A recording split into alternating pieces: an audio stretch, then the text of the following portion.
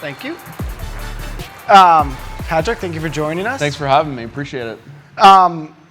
So you're just over 1 year at Snap, is That's that correct, right? yes. Like the other week was your anniversary.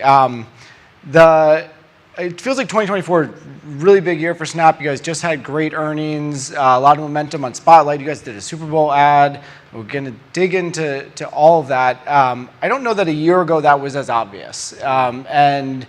You came from being a decade at Meta, and I guess just to kick things off, like, what was it about Snap that drew you to this opportunity? What is Snap today anyway? I mean, I think people have a perception of, as a great app that kids use to message each other on, but like, what is Snap? Sure. It'd be great to start there. For those of you that joined and were expecting to see Neil Patrick Harris, I just wanted to apologize first and foremost. But no, the reason to join after 12 years at the former company that you mentioned is I really believe that the company was misunderstood and really sat at the center of a lot of the secular, sort of trends that were defining technology. Whether it was around AI and machine learning, whether it was around the creator economy, whether it was around messaging, whether it was around commerce, the lead in AR. I felt like a lot of the critical ingredients were all there, along with a growing user base. And so, the opportunity to kind of like reinvent and restart and figure out different ways to put those puzzle pieces together to ignite growth was just a really like interesting intellectual kind of opportunity. And I just fell in love with the company, the values, and then the leadership team, and really give Evan a lot of credit for making a lot of radical changes in order to accelerate growth. And so we feel good about the progress that we're making in the business, and it was nice to see that reflected in the Q1 earnings. The other thing that I would add, Connor, is that I was surprised by a few things as well. Like, I think when you enter a company like Snap and you go, okay, like this company is massive with Gen Z, and while that's true, and while we reach almost 75% of audiences between the ages of 13 and 34 in 20 plus countries around the world, what I didn't understand and what I underestimated is that half of the audience is actually over the age of 25 now. 1 in 4 consumers on the platform now is over the age of 35. And so this was really surprising to me. And the company just turned 13 years old. And that 13-year-old that joined 13 years ago is now 26, or that high school senior who was 17 is now 30. They're in different life stages, and so the platform is growing with people, and people are growing with the platform. And I would say, last but not least, like, I finally entered cool dad territory with my 18-year-old and my 16-year-old daughters, and I had admittedly not used the platform a lot personally prior to joining, and I do now religiously with them. And it's amazing, and I think, it's funny, there's not much that I think you can get your teenage children to agree with you on, or your nieces and nephews.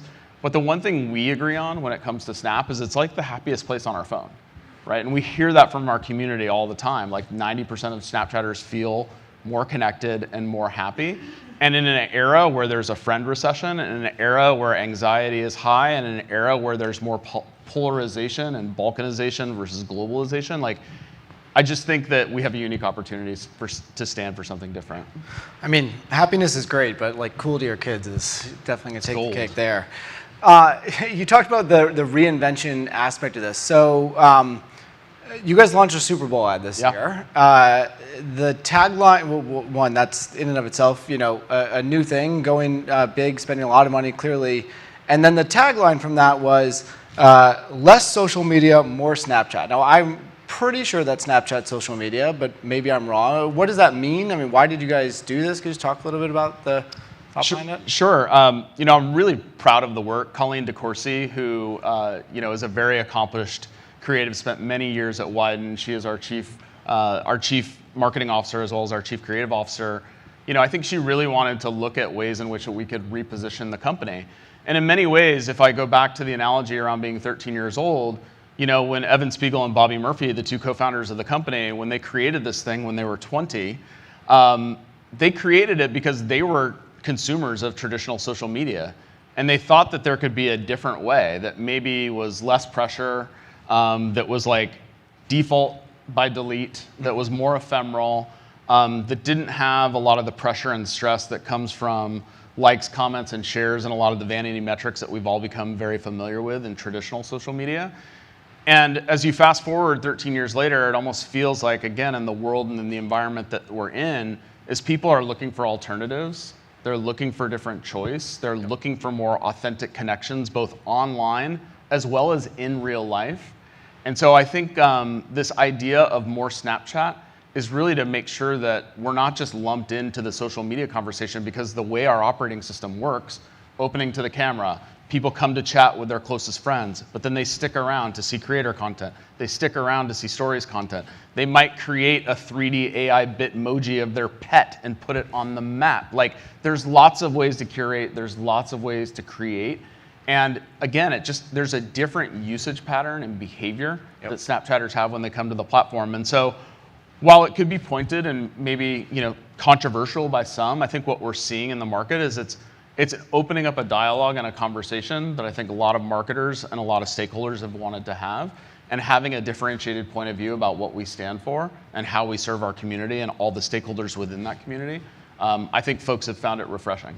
Is it resonating? I mean, have you found a change in people's perspective of it? I mean, it's a couple months old, but. I mean, you're asking about it here, so it's a great, that reach and that frequency of the ad, and taking a stand and actually being a marketer and trying to position ourselves in a way that gets people to consider, us, I think has been effective. Yeah. You talk about happiest place on your phone, right? And I think Snap has often been used by friend groups and communities, sort of talking to each other, messaging in some aspect.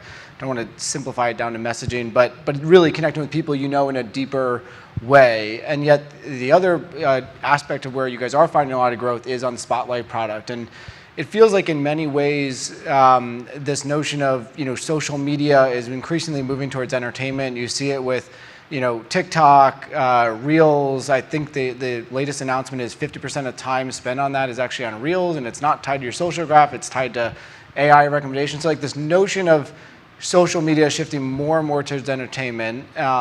You guys are certainly tiptoeing or moving in that direction. The Spotlight product has been going well per your earnings. The time spent using that is sort of through the roof. So can you talk a little bit about that strategy of how you guys integrate Spotlight and, I don't know if we can call that social media, but like that form of short form entertainment alongside your broader product? Sure, it's clear that the community wants more entertainment. They want to see more short form video content. Spotlight, it has grown tremendously. I mean, I think there's been 125% year-on-year increase just in terms of like minutes and time spent with Spotlight content. We also see that it's a really effective vehicle for a lot of creators on our platform to kind of engage new audiences, gain new followers. But then we migrate them over into the Stories product, where then creators have the opportunity to monetize their stories through our Stories and Creator Rev Share program.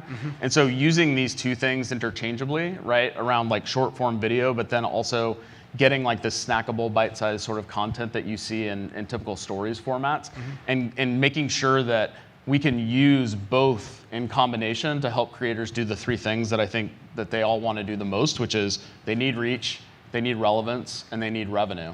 And so we'll continue to innovate in our short form video products this year, and again, give creators more creative tools to kind of produce for that environment. So are you monetizing Spotlight today, or it's really a little bit? Yeah, it's early, but it's very early. Got it. And for creators, so obviously the more and more you lean into that, there's opportunities for people to be creators on this platform. You guys have started leaning into this. We've been talking a lot about the creator ecosystem today. Are creators on Snap, Snap creators? Are they coming from other places? How are you guys looking at cultivating this creator? So it's a little bit of both, Connor. Like there's homegrown Snap stars that we see on our platform that have started with us. There's others that have migrated from the other platforms. I think what's unique is the creator content you see on Snap, you don't actually see anywhere else, right? And if you think about it, like the way that people produce snaps, even your friends, it's pretty raw, it's in the moment, it's somewhat ephemeral. And what we see is creators applying sort of the same rigor and discipline and using the platform in a way that's accretive to how people experience it when they see content from their friends. And so what you get is creators actually wanting to produce more content for the platform because it doesn't have to be perfectly polished. You don't have to do a ton of post editing. You don't have to do 4 or 5 shoots because that's not what people expect on our platform. And so I have a lot of fun. Like, does anyone remember when DJ Khaled got lost at sea on his jet ski and he did the whole thing on Snapchat? Like, I'm dying laughing right now watching Shaq and his son have interactions. If anyone's followed somebody like Matt Friend, who like built his business on the back of Snapchat and his impersonations, he's great if you haven't seen him on Stern, or if you haven't seen his Trump impersonation or Paul Giamatti impersonation. It's fantastic. And so what we're seeing is creators are finding, you know, a lot of success because, again, there's less pressure to be perfect. There's a revenue model, and there's more. I think they're getting more relevancy as well and more engagement. I actually saw that guy at CES, and he was getting a bigger crowd of people following him than, you know, other celebrities walking around. What aspect does AR play into this? Obviously, you guys have been incredibly innovative on that front, from the lenses, you know, years ago to, you know, all the other developments you guys have had. What role is it playing in? I mean, I know what it plays in the messaging and community side, but are the creators adapting to that? Is that part of that? Yeah, so I think we still see a lot of activity from AR developers who are, you know, creating filters that people are using in fun and playful and kind of joyful ways because we do open to the camera. We're seeing brands use that in the combination of other ad suite products to like really drive their engagement with their audiences and to drive both kind of full funnel returns across the funnel. And so AR is also something we announced at NewFronts last week, a new product called AR Extensions, which allows you to take kind of AR and insert it into our dynamic product ads, into our Snap ads, into our commercial units. And what it does is it sort of goes from like these 2D surface kind of ads to more 3D kind of renderings of product catalogs, which is helpful for all businesses. Like small businesses can use it that have like 50 to 100 SKUs, but larger businesses that have tens of thousands of SKUs can use it as well. And so what we're seeing is like integrating these AR experiences to feel more native across our whole stack is proving to be really valuable. Yep.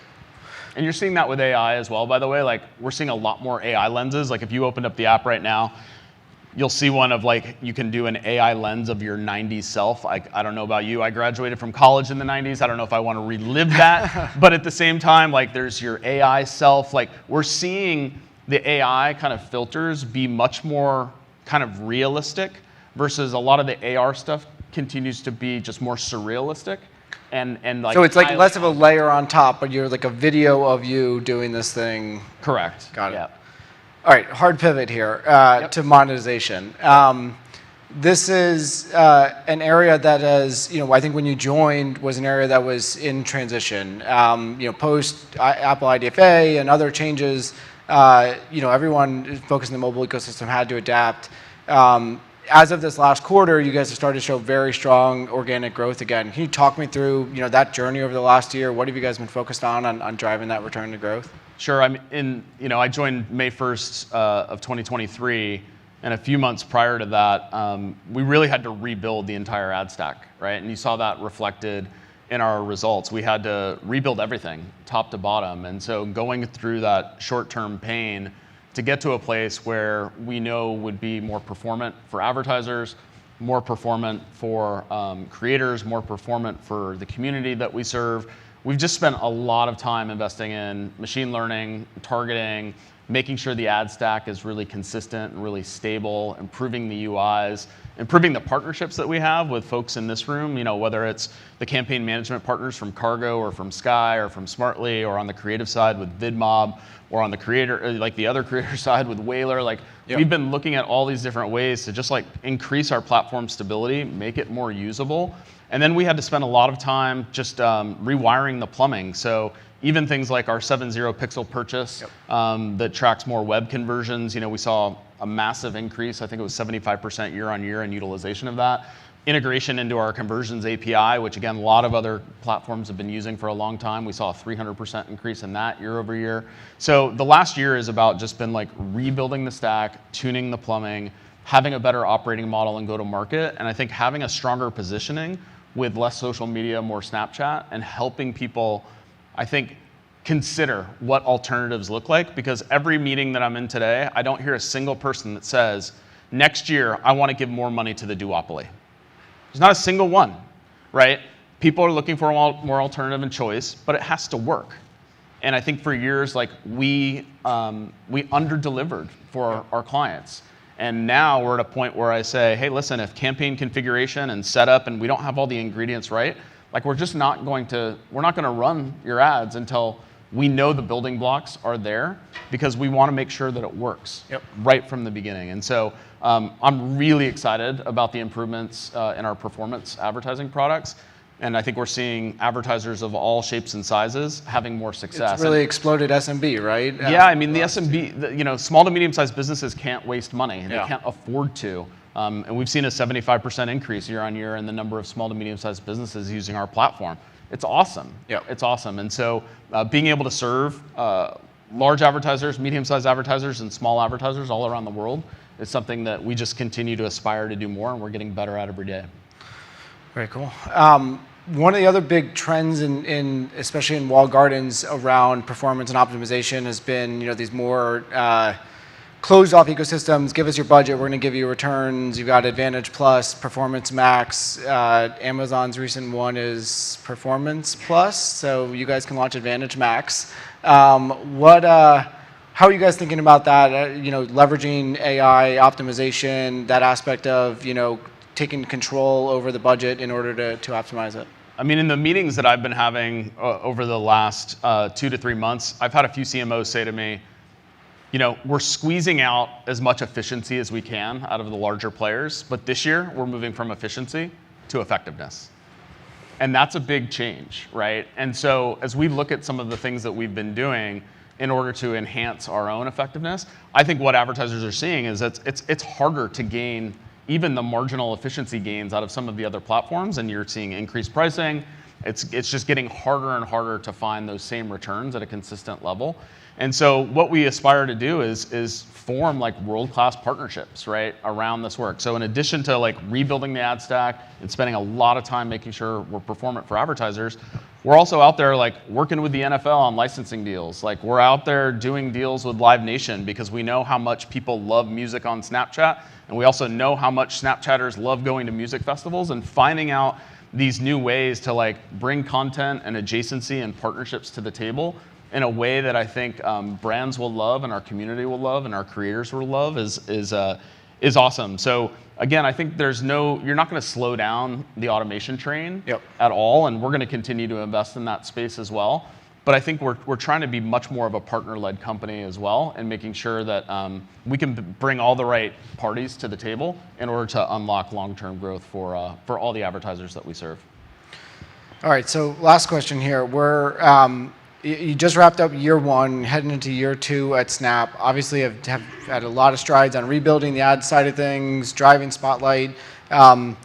As you head into your second year, I mean, what are you most excited about, into this year, or maybe into the future?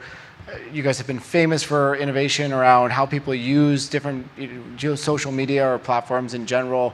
What's got you excited? Yeah, I'm just excited about continuous improvement over long periods of time that are going to prove that we are an essential platform to driving business outcomes for all of the people that we serve. And for me right now, I'm focused on like what I call the 5 Ps. It's our people and our internal teams. It's our partners, it's our products, it's our processes, and then ultimately, if we're doing those 4 things right, we're going to drive performance. So I hope to be sitting here next year, again, talking about the continued performance that we continue to deliver on behalf of advertisers, and also making sure that we continue to lead and continue to innovate in a space that is very dynamic and I think is arguably one of the most exciting times that I've seen since I learned HTML in 1996 and worked for Richie Glassberg, who's somewhere in this office as his intern at CNN Interactive back then. And so it's a very, it's just, I think it's one of the most incredibly exciting times despite I think some of the noise that we hear and the geopolitical and macroeconomic challenges that everybody, Terry so eloquently put in his roller coaster analogy today. So I'm excited for this year and I'm very optimistic. No better way to end it than that. Thank you so much. Thanks very much. Appreciate it.